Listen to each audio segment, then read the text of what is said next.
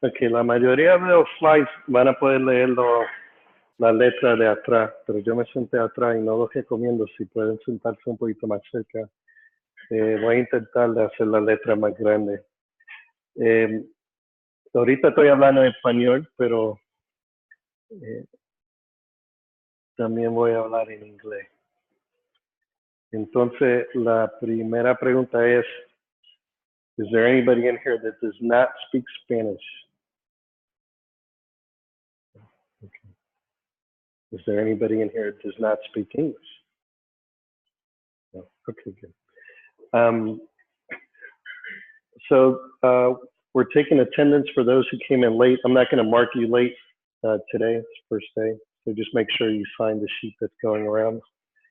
And the announcement that you missed is if you do come in late in the future, there'll be a sheet that's here on the desk, and you'll just come up here and try not to run me over and sign in as late, and I'll mark you that way. So the name of the class is Human Perspective in Artificial Intelligence. Before we get started on the materials, I want to go through a few items here. We've already talked about attendance. In terms of language, you are welcome to ask me questions in whatever language you prefer, as long as it's either Spanish or English. Those are the only two languages I speak. I will, for the most part, speak in English.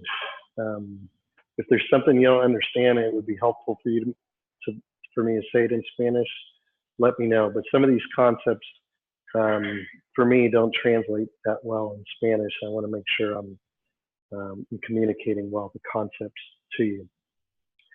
On some homeworks, you will also have the opportunity to choose the language that you answer questions in, and I'll do the best I can to make sure that that's up front in that part. Although, for the most part, the instructions may be in English. So again, if you have any doubts about that, I don't want you to get tripped up on the language. It's not a language course. So feel free to ask me if you have any doubts. Also, as we go along in the class today, I would encourage you to ask questions. And to do that, since everyone's here and nobody's online today, just raise your hand, and I'll try to call on you when it's a good time to do so.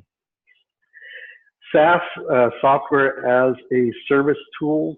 We talked about Moodle. I assume everybody is familiar with Moodle. Is that correct?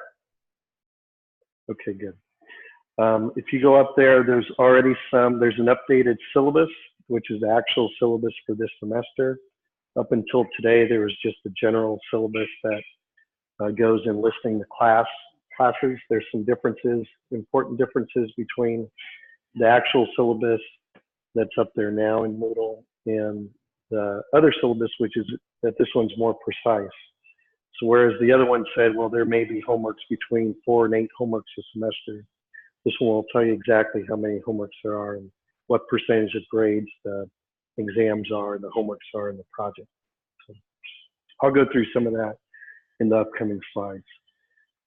Piazza, is there anybody here who's not familiar with that? Okay, so if you go to Moodle, and you should actually already have an invitation to Piazza, because I sent it out earlier this afternoon. So follow that link, read up on Piazza. I've actually not used it. I've used different chat answer programs, but Dr. Vella's suggested that I use that one. So I'll be learning it with you, although I've already spent a little bit of time trying to figure it out. So if you do, it's basically a system it's like a chat system amongst us as a community. So if you have questions, it's set up in a way that maybe other students will answer the questions, or maybe I'll answer the questions, but it's also a communication platform for me. So in the event, for example, that we weren't going to have a class, or we were going to do the class online or something, and it were to happen, you know, later in the game versus earlier, then you might see an announcement there. So that's something you want to get comfortable with. I want to encourage you to ask questions there, send me messages there as opposed to emails, because it's a platform that allows me, if you have the same question and other people have the same question, I can easily post the answers there, or people can see the answers, and they'll, instead of me getting maybe 15 questions, they're all the same because I forgot to do something. Zoom, I've already talked about just briefly. I'm using it now to record this. If it's successful, sometime after the class, everything that I'm saying to you now and the slides that I'm showing will be up there, and you would be able to watch it. Okay. We'll talk about attendance, but it's a good tool if you miss something in the classroom, or if you miss a day of class, to go back and see it. The only thing is, it's not 100% guaranteed it will be there. Provided the recording works and I don't have any technical problems, I'll upload it and it'll be there. But if not, then the class will just be gone. The prontuario, which I understand is a word I'm not familiar with, but I think it's syllabus. It is now available, and if you've seen it before this afternoon, go look at it again, because it's the precise one for this semester. So it's different than what was up there before. In terms of classroom expectations, at your level, I really don't have many other than these three, which is to be on time, especially as the last class in the day, at least for me. Be and stay present. And a lot of this course is understanding how we think, so that we can understand how we can implement those types of thought processes in computers. And part of that is being aware and being present in the moment that we're in. So if you find that you're having difficulty staying present, either because I'm talking in a monotone voice, or you're not following a concept, or I didn't say something very clearly, make sure you take advantage of the office hours and talk to me, because it's really important in this course, because a lot of what's going to come up in the homeworks and the exams is either going to be in the required reading, or it's going to be in what I'm presenting here. So if you're not here and present, it's going to make it difficult for you to perform at the level that I think you would want to perform at. And then the third is to be respectful. One of the first things I did when I got to the university, and I'll tell you a little bit about my background shortly, is I sat in other people's classes to see how they taught their classes and how the students responded to the classes. And one of the things that I found very distracting for me as a quasi-student sitting in another professor's class was when there were other people around me doing things that had nothing to do with the class. So they had their phones, and they were on WhatsApp, or they were doing Facebook. I even saw someone playing a game. If you're sitting next to someone playing a game, sometimes it can be hard for you even to focus on what's going on in the classroom. So I would ask that be respectful, and when you're here, be present, and make sure that you get here on time. Any questions about this general housekeeping stuff?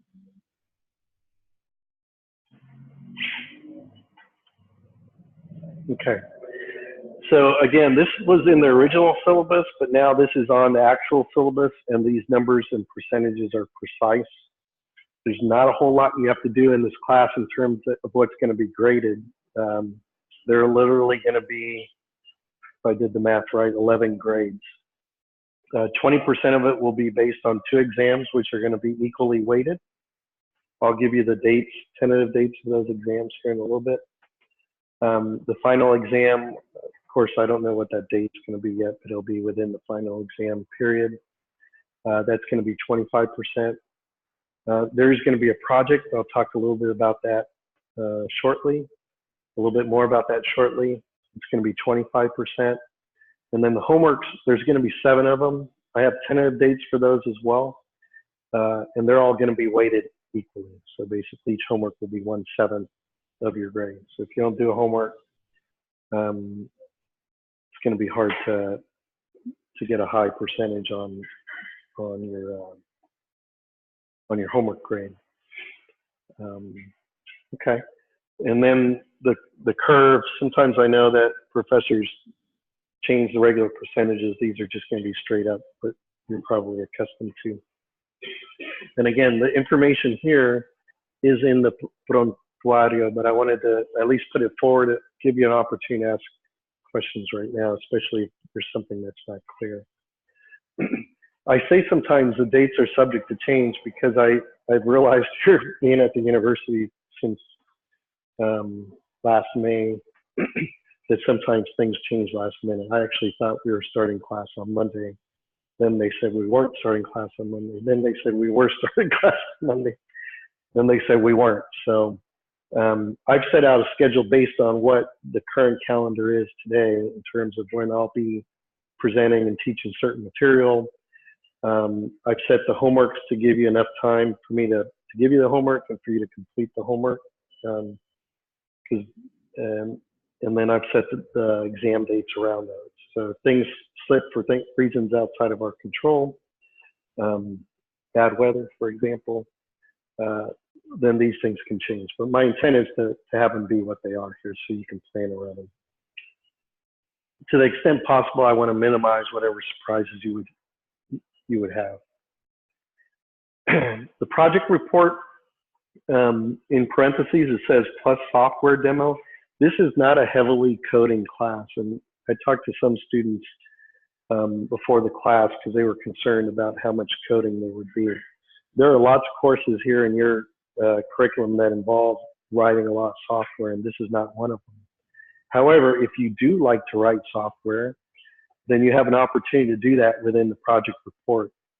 If you don't really like to write a lot of software, you have the opportunity to not do that within the project report. And those details about that will come out later, but that's kind of why I put this graphic out here. I am a writer, and then some code off, quasi-code on the other side. There'll be an opportunity to write some amount related to linking software, computer systems, and human systems in a project that you're going to actually decide what it's going to be, subject to approval by me. You're going to decide what it's going to be, and you're going to send in an abstract by March 20th. You don't have to worry about it right now. I'm not assigning this right now, but I'm just giving you a heads up of how it's going to work, because I know sometimes people worry about projects because they can take a lot of time and you have a lot of other courses and obligations and things like that. So you're going to get to decide after you learn a lot about the materials what you want your project to be, and you're going to get to decide if you want to just write something that's very long, or if you want to write something that's shorter, write some software and do a demo. Okay, so and it's not going to affect your grade either way. So it's really a personal preference. If you do like to be hands-on and write a lot of software, you'll have that opportunity without having to write a big report. If you're not really into writing a lot of software right now, you'll have the ability to write a longer report. Okay. There's 2 due dates there, primarily because projects take a lot of my time to review and assess. So there's a bit of a bonus here. If you turn in your project early, the early due date is April 24th. The final due date is April 29th, and that's like the final due date, because I understand the school requires any projects to be due before, I think the last day is like April 30th or something like that. So that's the final due date. In the prontuario, which is a word I have a hard time pronouncing, it describes the advantages of doing it early, and they're only that you're going to get some extra, I don't want to say leniency, but basically, if your score is 90 or above and you've turned it in early, then you're going to get 100. Okay. If your score is 82, then you're going to get a 92. Okay. If your score is 100 and you turned it in early, and it was going to be 100 if you turned it in by the final deadline, it's still going to be 100. So it's not that there's no extra credit opportunity. It's just a little bit advantage in terms of getting your score up if you get it done early. And again, it's not going to affect how you're scored. This is really for me to have the opportunity to grade everything that comes in, whether it's early or on the actual due date and get everyone's grades back, you know, at a good time versus if I get everything on the final due date.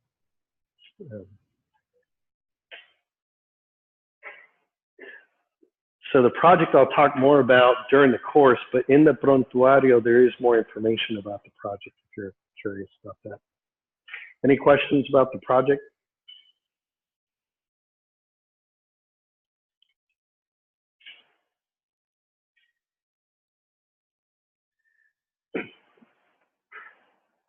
Okay, sometimes people wonder who I am because like there's been a hiring freeze at the university for a little while, and I just started in May.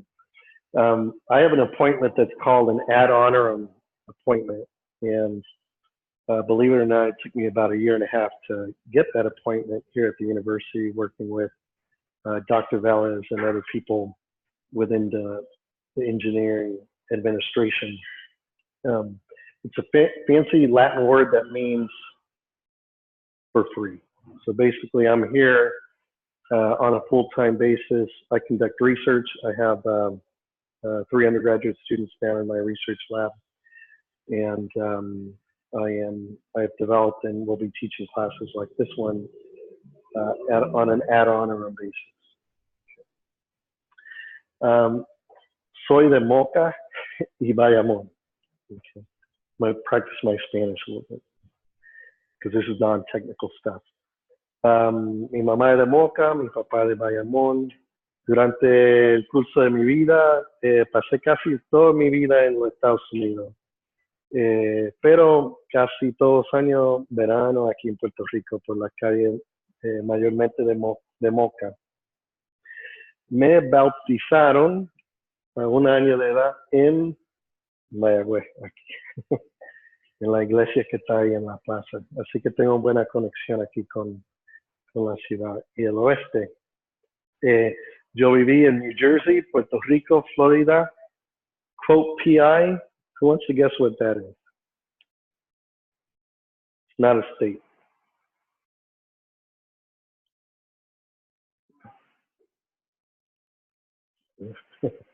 Okay, it's short for Philippine Islands, basically the Philippines. I lived in the Philippines for 3 years. California, Massachusetts, Texas, y anoche me di cuenta que no puse Nevada, donde también viví. My degrees are in electrical engineering and computer science, bachelor's and master's from MIT, PhD from Stanford. Been fortunate enough to do a lot of research in my life. I am the inventor and named inventor on 28 United States patents. I started my career at Texas Instruments, where I worked in the research labs as a scientist. I eventually ran a research laboratory there in Dallas. And then I moved over to business, ran the wireless infrastructure business at TI. It's basically all the chips that go into cellular base stations that drive your phones. I started, then left TI and started 2 companies. One company is called Camoca. Camoca has a little bit of a history here in Puerto Rico because it was headquartered here in Mayagüez. And we employed at some point a couple dozen, maybe 24 to 30 computer science and electrical engineering graduates from here in Mayagüez. And we developed a touchscreen phone called the Camoca Open Touch phone. That's here on the left. That was distributed by Bell South, now AT&T in Florida and Georgia. That company eventually liquidated itself, sold parts of itself off, and licensed some of its technology. I also founded a company called Spectral MD about 10 years ago. That company still exists and actually is doing very well. It develops imaging devices for wound care that are portable, and that's a picture of one of the products there. I am married. My wife is Dr. Beatrice Lopez, who is a graduate of Mayagüez. That's my connection to school. Some interesting facts. I think they're interesting. Some of the work I did in the past was featured on the cover of Forbes magazine and Popular Science, along with my pictures. I have a tapas restaurant in Barcelona, so if anybody ever goes to Barcelona, Spain, not Barceloneta, the actual Barcelona in Spain. Let me know. Happy to treat you to tapas there.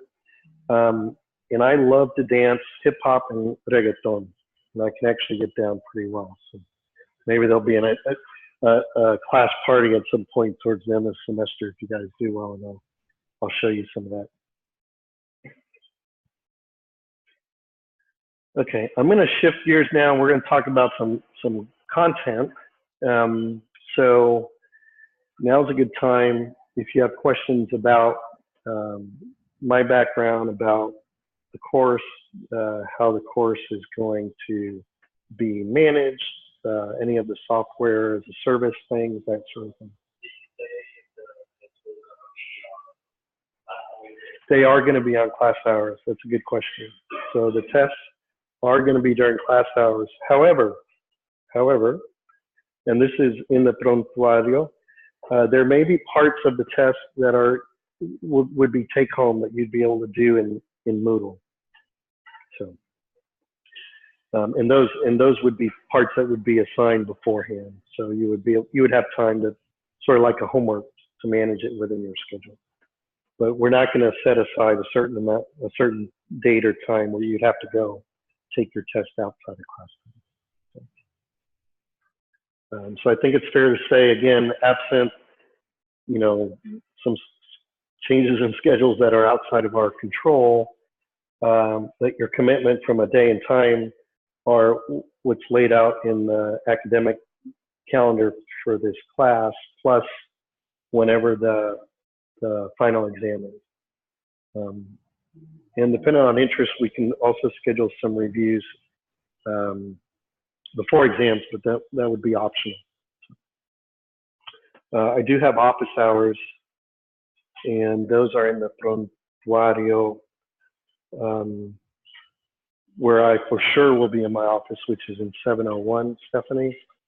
And you may have conflicts with those office hours. If you do, just send me a note in Piazza and we can schedule an appointment.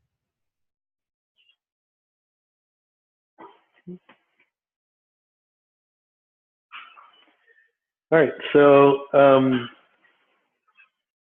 these are the basic topics. I'm not going to go into a lot of detail on each of these right now because that's why we have the whole course. And they're also in your syllabus.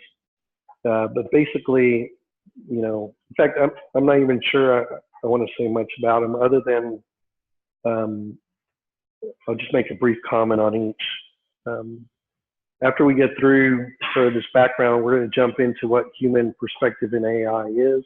And we're going to talk about modeling and how we can use modeling to model human systems, basically us as people, and why that's useful so that we can create systems and write software that implements how humans behave. We're going to talk about synthetic reality and actual occurrences. And we're going to touch there a little bit on virtual reality and augmented reality, because there's some idea that somehow those things are not reality, but that what we experience in our own existence is reality. So we'll have some discussions there so that we can understand the limits of applying those absolutes in both systems. So we'll compare what it means to be real in this world versus what it means to be real when you're wearing a headset and running software.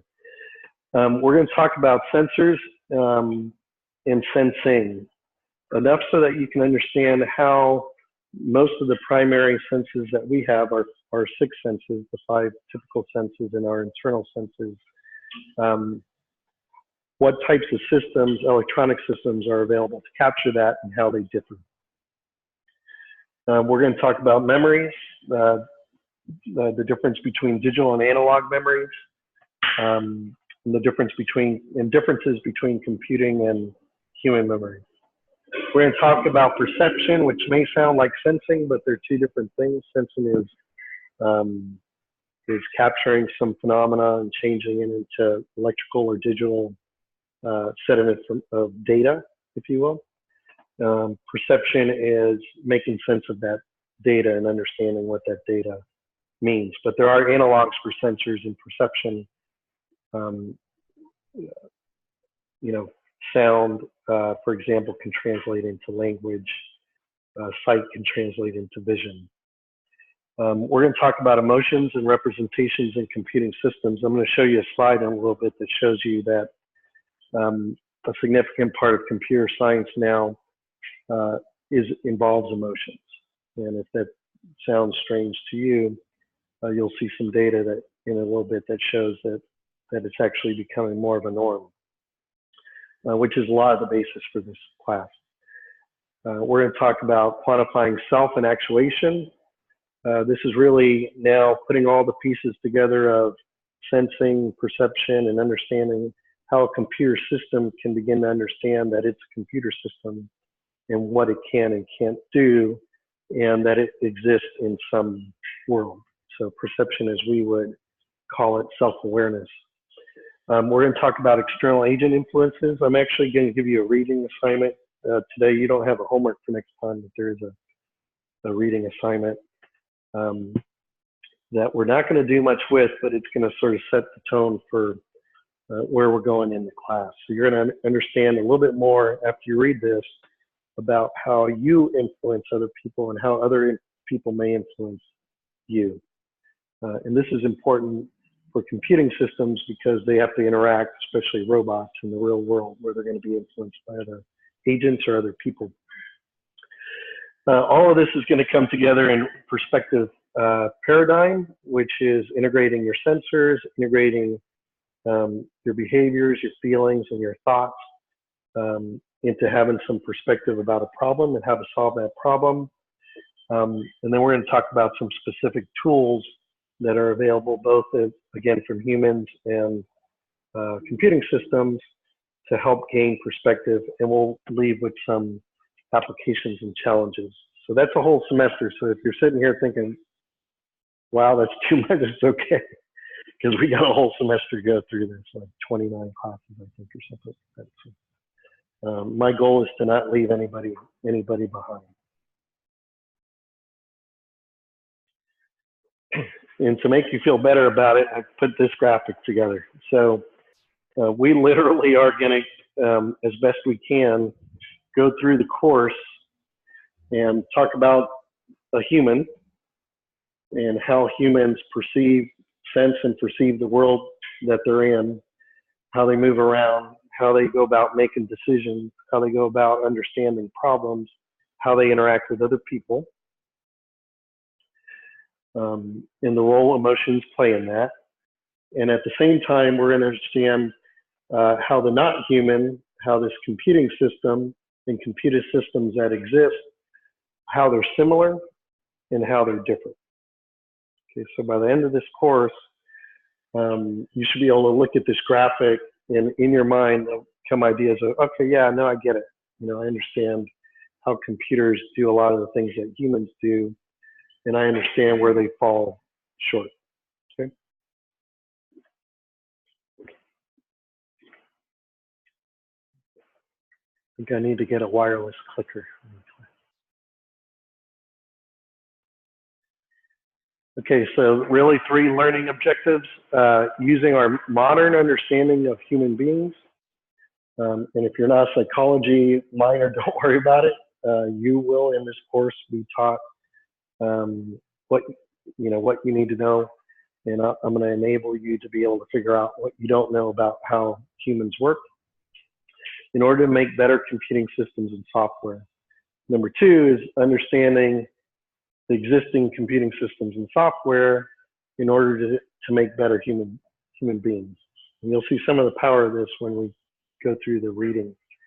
And then the 3rd is appraising human aspect limitations of current AI methods to identify opportunities for next generation AI systems. That's basically what I said when we compare the humans and the computers, we're going to understand what computers can't do, so that we can better understand how we can make computers do what they can't do today. So there's a lot of opportunities there now for computer science graduates, and I want you to be ready for that. Okay, so we're going to get a little interactive here. And so I have a question for you, which is basically, ¿cómo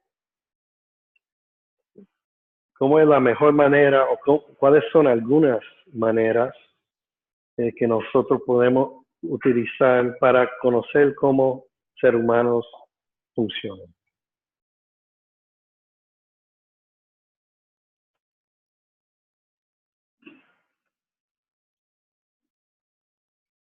Yes. Ángel.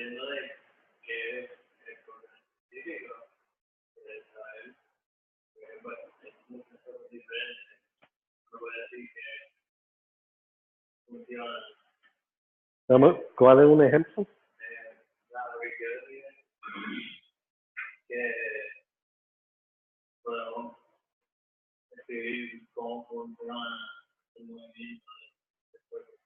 ¿Mm?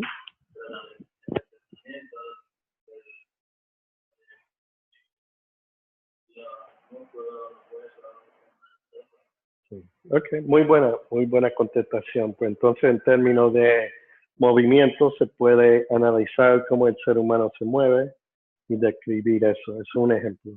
¿Quién tiene otro ejemplo o idea? ¿Lo que qué?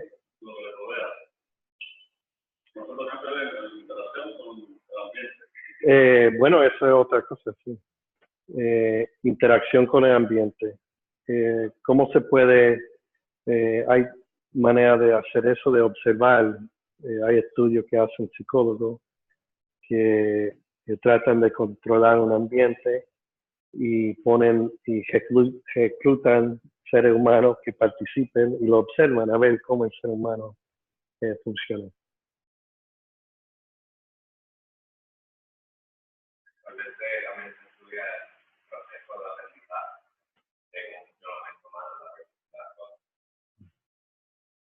Y eso se puede hacer a través de exámenes o experimentos a veces que enseñan el mismo tema en dos diferentes maneras, a ver cuál grupo aprenden mejor o aprenden diferente. ¿Cómo se puede? Ese es buen tema, porque no es necesariamente el más fácil, pero si tú quieres entender cómo la emoción afecta a un individuo, ¿cuáles son alguna idea cómo se puede hacer? También hay estudios que hacen en donde tratan de manipular o influenciar eh, la emoción de alguien a ver si afecta cómo maneja el curso del experimento. Muy bien. Pues entonces, en psicología y sociología invierten mucho tiempo en estos temas y hay dos maneras que son bien comunes. La primera es usar animales y porque a veces en esos cursos se pueden hacer diferentes experimentos con animales que no se permiten hacer con seres humanos. El problema con esto es que no somos, somos seres humanos, o sea que si hace un estudio con animales, pues tiene que,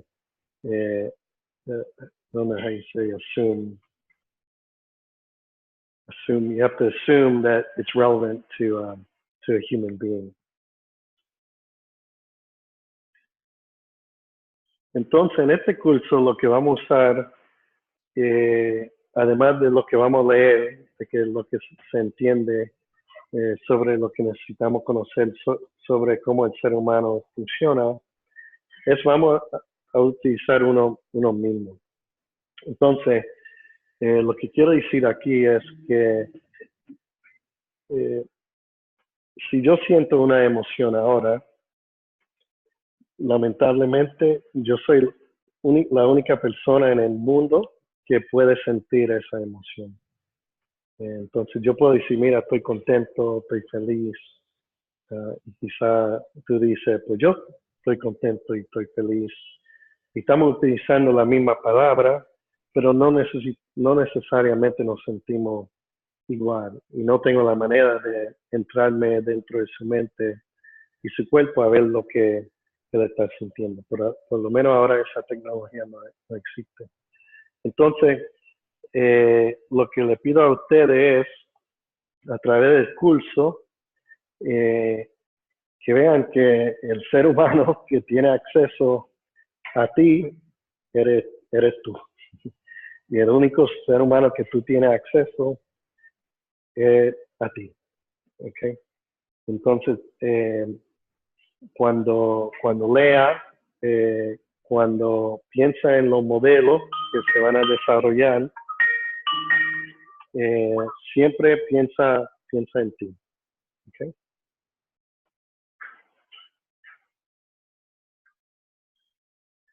Okay, esto es un poquito largo y me perdona, pero quiero que lo lean. Si no lo puedes leer atrás, te puedes parar en lo que lo leas. Está arriba en inglés y abajo en español, así que no tienes que leerlo dos veces.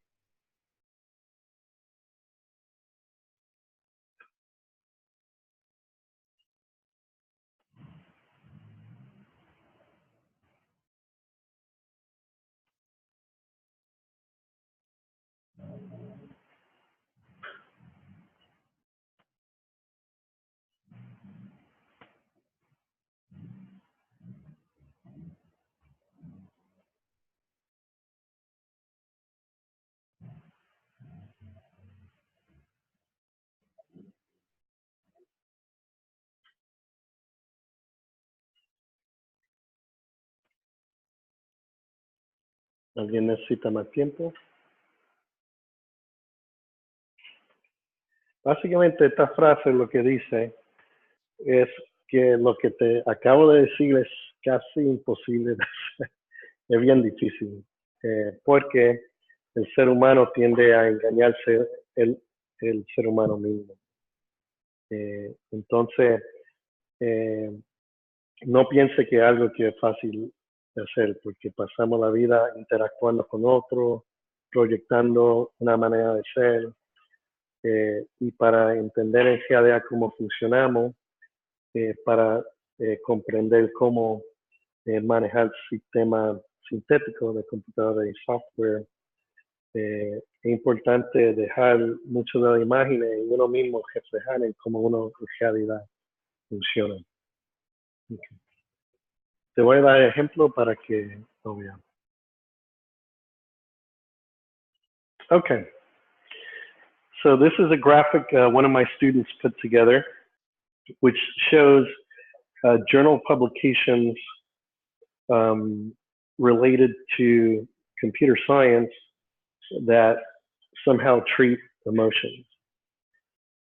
What this says, if you look on the left, is the red bars, is that back in, we'll point out here, in 1980, there were 5,000 publications that dealt with computer science. These are actual articles. And virtually none of them mentioned anything about emotions. So we can call this the emotionless computer science period. Starting now in these red bars, now if you look at the blue is going to the right, and the blue is showing you the percentage of publications that involve emotions that are computer science publications. So they're computer science publications, but the author's addressing some aspect of emotion. And you can see here it goes from relative obscurity. In 2010, it was at 2%. In 2017, which is, or 2016 here, it was at 15%. 15% means that one out of roughly every 7 publications that you go and read in research journals about computer science are going to be treating emotions in some way. So when I first got here, some of the questions I got were, why are we going to be talking about emotions in computer science? I'm like, well, we want to be amongst the first to talk about emotions and teach about emotions in computer science, not the last. We're not going to be the first because already 15% of people are already dealing with it, right? But we want to be able to teach the kind of classes that other schools are teaching in our way, you know, so that when this number gets up even higher, we'll be ahead of the curve. So what are some of the ways that you can think of, or are you aware of, that emotions, why is this happening? Why would anybody care about emotions in computer science? Why were there close to 30,000 articles published in 2016 in computer science related to emotions? What are some of the applications or areas of interest that you can think of? Study human behavior, social network, and also from the big boom of the millennium when the internet was really something mainstream, and we had awareness of these social networks. So I think, and I haven't looked into that, but I think that it's probably something that would have the most that, like, individual years. That's very good. And I'm sorry, I should have done this before because I need to know. I need to learn y'all's names. So what's your name? Hector. Hector. Okay, so Hector makes a good point. In fact, from a business perspective, this is sometimes people call it the dark side of the internet, right? It's how do I get my user to not stop checking Facebook. I don't want to pick on Facebook all year long, but it's just the first example that came up, right? So I may do experiments to see, you know, what content can I put in front of my users, and to the extent that it's emotional content, either positive emotions, like loving messages, or maybe negative emotions, like stories about explosions or death or things like that. I can show, on Facebook, I can show 250 million people good stuff, 250 million people bad stuff, and pretty quickly assess over the period of a few days, you know, did it impact how often they looked at their phones and pulled up Facebook? And if it did, then I could skew what I show one way or the other to get people to look at their phones more, right? So, yeah, so that's one example. That was a very good one. Someone think about a different example of what might be in here. I think that is attached to the increasing quality of the source, because there are a lot of research we can spend on, and that's an area of interest because we can study the natural language processes, the emotions that people express in social media. Very good, very good. And your name? Gabriel. Gabriel. Thank you. Yes.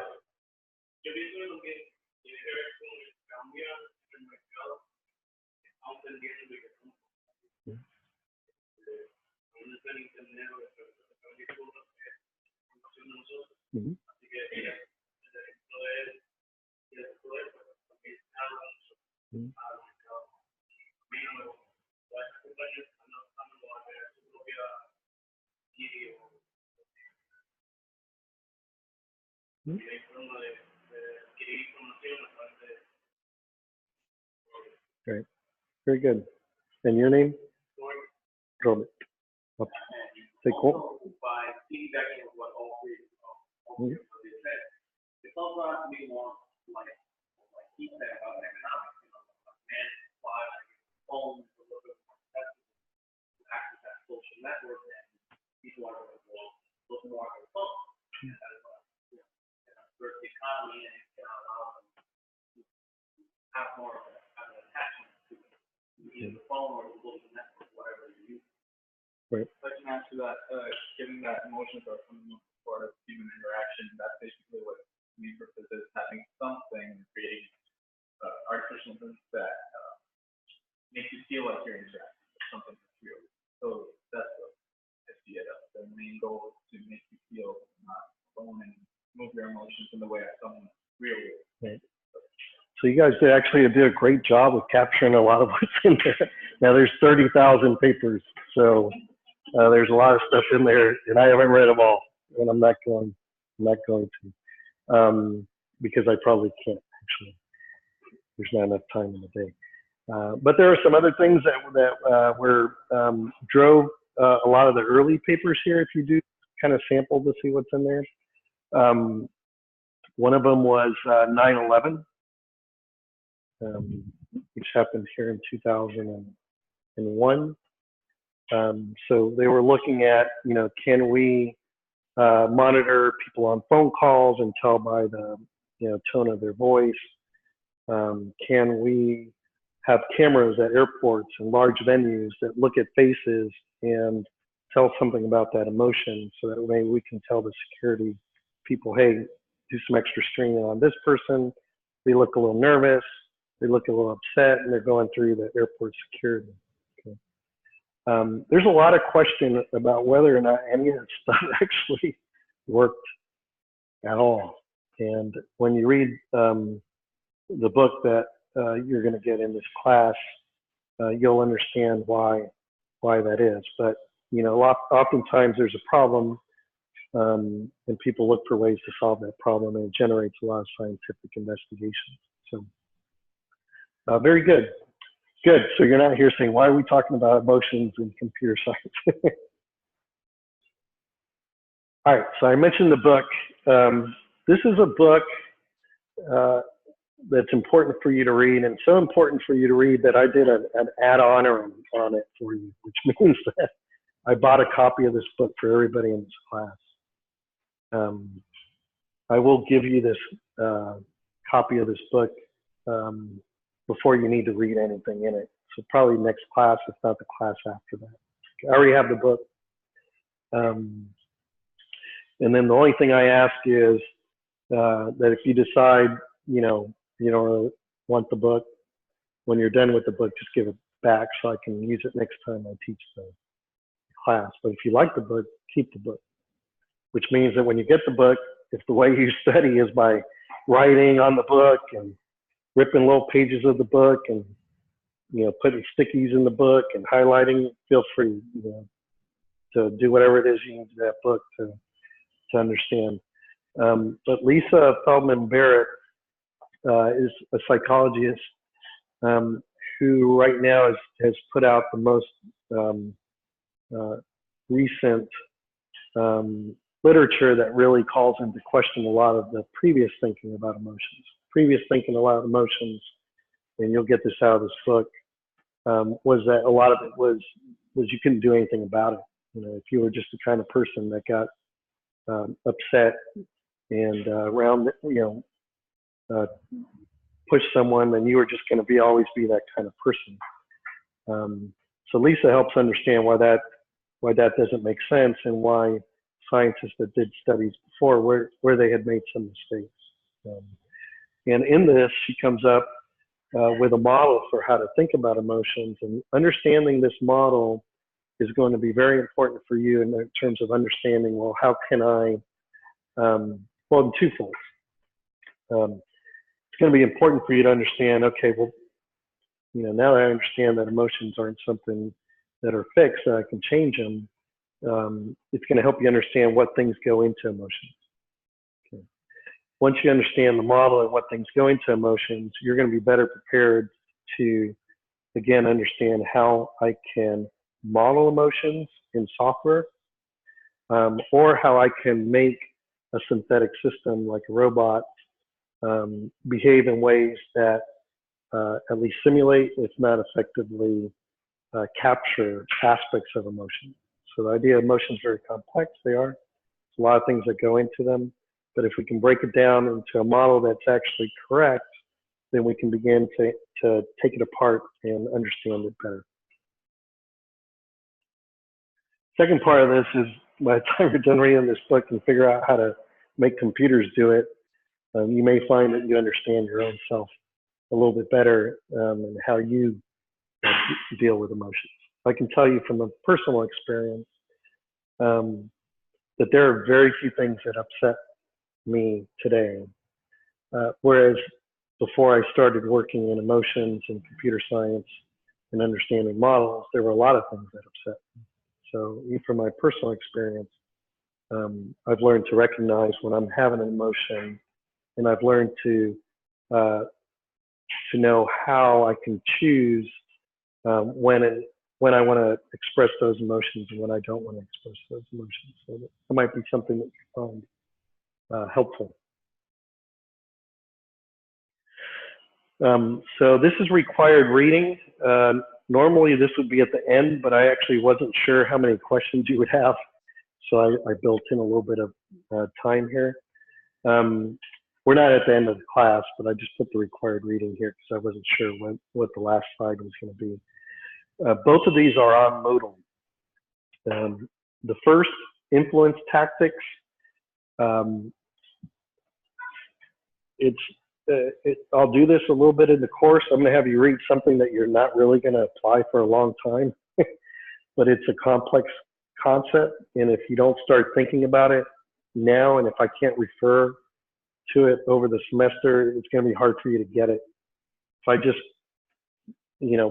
put interactions, which is the way it is right now, like in class session 26 or 7, if that's the first time you hear about it, it's going to be too complex, I think, to understand it by the time the course is done. So you're going to get some exposure here. It's a PDF file. It's an excerpt from a book. It's like maybe 7 pages long. And what it is a list, I think, of 27 ways that people manipulate other people. Okay. This pretty powerful 7 pages. Okay. Now, it's written by a guy who treated for many years people who were very extreme and sick. Okay. I want you to ignore a lot of that language, because if you ignore it, what you're going to find is that the 27 things apply to people who are normal and healthy. They just don't live their lives obsessed with those things. So for example, one of the things is lying. So people lie to manipulate other people. Right? Sometimes people lie so someone doesn't feel bad. I have a 84-year-old aunt, and her family chose to lie to her for a little bit and not tell her that her brother had died, because at the time she was feeling kind of weak. Okay, so same tactic, one of the 27, lying, can be used to manipulate someone who's an extreme person. It can be used to influence. Same tactic. Is it manipulation or is it influence? It can be used to influence to obtain something, or it can be used to influence to help something. So as you think through the 27 tactics that are described by someone who's describing them as all bad and all extreme, it might be useful for you to think about them and say, is this something that actually maybe happens every day, where someone does this, and they're not extreme and they're not a sick psychopathic person? And then you're going to say, wait a minute, I do some of these things. And you're going to say, sometimes I do them and it's for good. Sometimes I do them, maybe it's not. I will tell you this: if you become an expert at identifying when someone's trying to pull one of these 27 things, it will change your world, and it has for me. So much so that I can now, in real time, if someone's trying to get out of something that they did, I can see them shift between number 7, then they go to number 10, then they go to number 4, then they go to number 23, in just like span of like 30 seconds, right? They lie. So, wait, you're lying. Why are you always saying I'm lying? So now they're like confronting me. You lied to me yesterday. Now they're playing the victim. So in a very short period of time, and someone who's good at it, whether they know it or not, psychopaths are really, really good at it, which is why there's a lot of literature and study on them, can basically get what they want very quickly, just by stepping through a lot of these different methods. Okay. So start familiarizing yourself with this. And again, remember that it's going to become important because the only reason emotions in computer science is important is because it interacts with other people and other systems. If we existed in our whole eternity in just one little box, we wouldn't have to worry about interacting with anybody else. Right? So I want to make sure that you understand the interactions because they're extremely important. And if you understand when others are influencing you, then you're better able to model what you're choosing to do versus what someone else is forcing you to do. If someone pushes you or trips you and you fall, then they've caused you to do that. Okay. If someone cries and you feel bad, then who really caused you to feel bad? Was it their crying, or was it because you choose when someone cries to feel bad? I don't know the answer to the question, but those are some of the things that you'll think about for yourself as we begin to model human behavior. The second one we are going to use right away for the homework, but I'm not going to assign the homework now, but you should read it because the next class will make a lot more sense if you read this one before the next class. So you're not going to be graded on these, but remember, anything that's required reading can show up on a homework, can show up on a test, can be relevant to your project. So you want to read it. And this one in particular, you're going to want to read before the next class because it'll make the next class easier to understand. And what this article is about, which again is available in Moodle, is about how today different ways that scientists use models and different types of models that they use in the work that they do. Okay.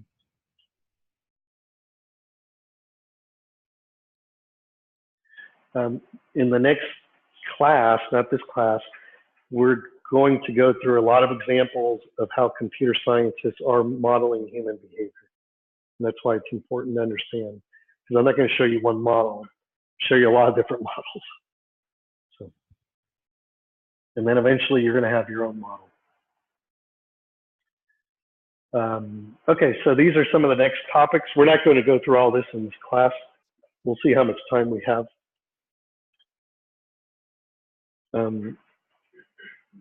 This is shown in what I call the traditional artificial intelligence class, which is being given now, I think, as well, which uses this book here. And it's more about intelligent agents, basically computing systems that act rationally. We're actually interested here more so in computing systems that either act or think humanly. So we're sort of over in this area. Although that you'll see that a lot of people that work in this area use a term called artificial general intelligence. And sometimes they sort of combine things from the different quadrants.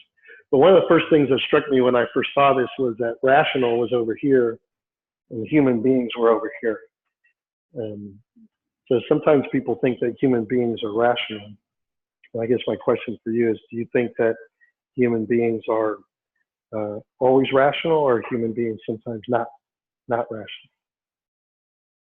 I'm actually just curious. It's not going to go in your grade, but if we said like 50-50, so if we said like, are human beings more rational, or are human beings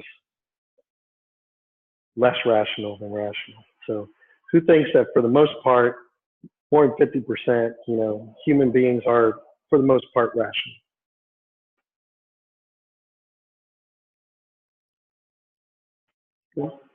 Yeah, so that means everybody else, right? Let's make sure everybody's participating.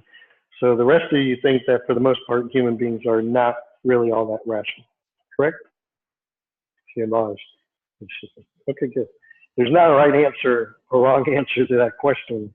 But I have personally found for myself, the more I think about how I think, and the more I think about how I'm influenced by other people and the emotions that I have and the decisions that I make, that it's pretty darn tough. In Spanish, es bastante difícil to be rational. It's really hard for a human to be rational. That's what I've found. For yourself, you may find something different.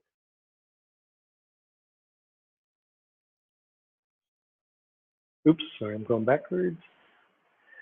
I'm not going to talk about intelligence today. I'm going to show you this video. If you've seen it, that's fine. If you haven't seen it, you're going to see it now.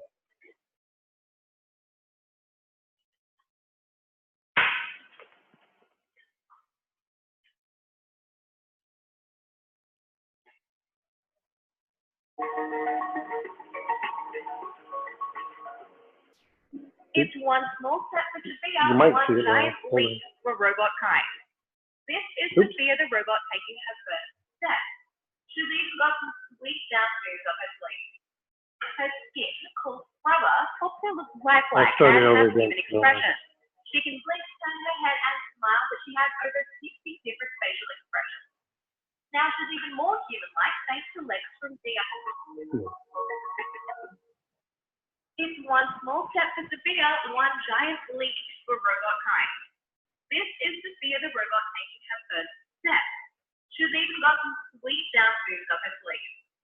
Her skin, called rubber, helps her look lifelike and have human expression. She can blink, turn her head, and smile, but she has over 60 different facial expressions. Now she's even more human-like thanks to legs from DRC Hugo. That's the same body that won the DARPA Robotics Challenge in 2015. Her legs allow her to walk, basically running on stairs like the DARPA Robotics Challenge Shiva. She can then move through a human-like environment using human-like tools. These legs have a maximum speed of 30 centimeters per second, which is around 0.6 miles an hour. It doesn't seem particularly fast now, but her creators told me that one day they hope she'll play soccer. Now she has a body, Hanson Robotics says she has applications in medical therapy, factory co-work situations, and research. It takes many years for the machine to be truly alive. So Sophia has opinions on many different topics, including Star Wars and cryptocurrency, but her responses are partially scripted and partially AI. So conversation can be a little bit stilted. Tell me what it was like to take your first step. I'm really excited. A little disoriented, but really excited.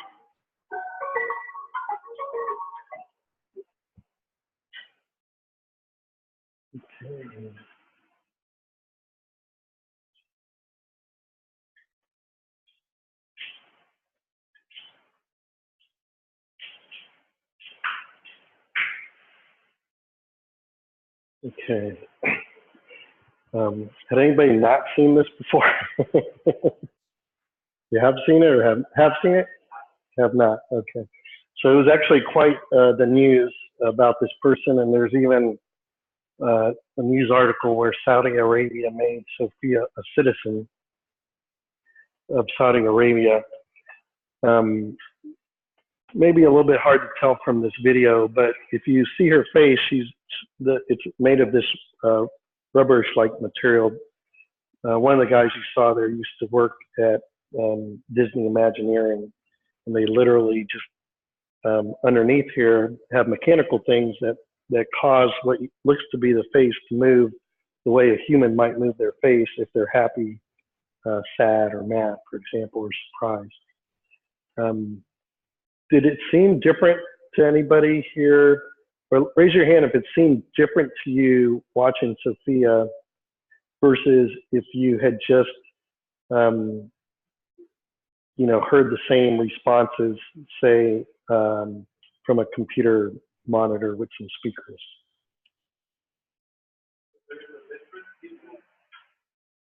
So, no, did it seem different to you? Was there anything different in the way that you perceived her? Well, I think my face is like way different. I mean, so having a face just makes it seem more human, although the face has nothing to do with what it's responsible for. That face is more human, that's for sure. What if someone has an expression right now and they look mad? Is that going to make you feel any different? Probably.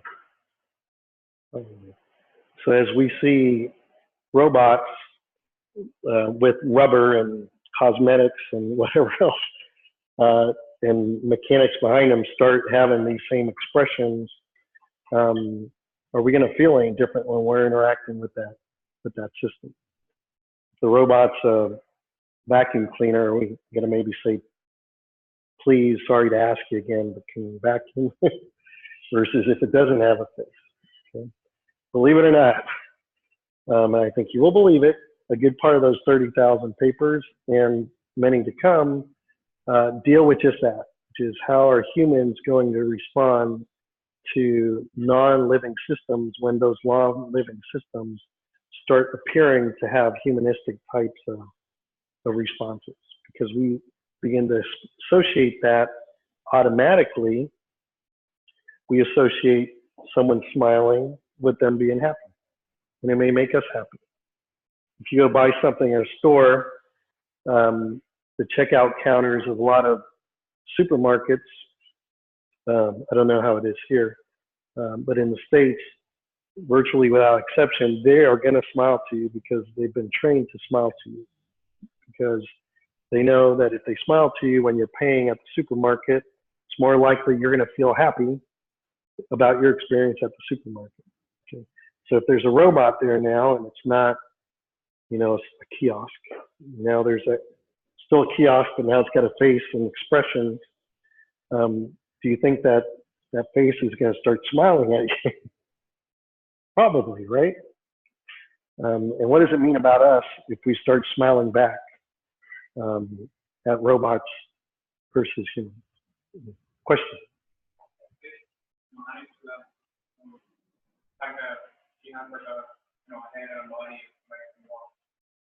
I think it evidently, will have,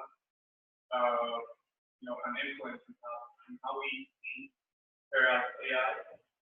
And you can trace that or compare it to how the animal kingdom, certain animals appear as others, like, some caterpillars who extinct for some years. And, that, the fact that, only appearance has an influence, I think it changes the game of actual, artificial intelligence, because you're not only getting the response like humans, but they see you with it brings it alive, sort of.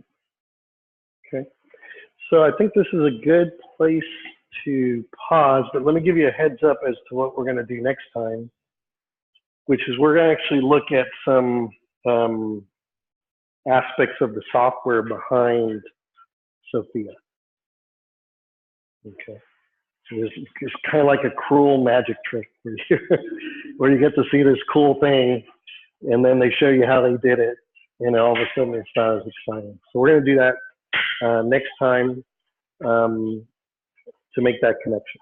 So I can stick around a few minutes after if anybody has anything they want to talk about now, but remember my office hours are on Monday and Wednesday before sometime early afternoon, and they're on the Moodle, so look them up there. Thanks.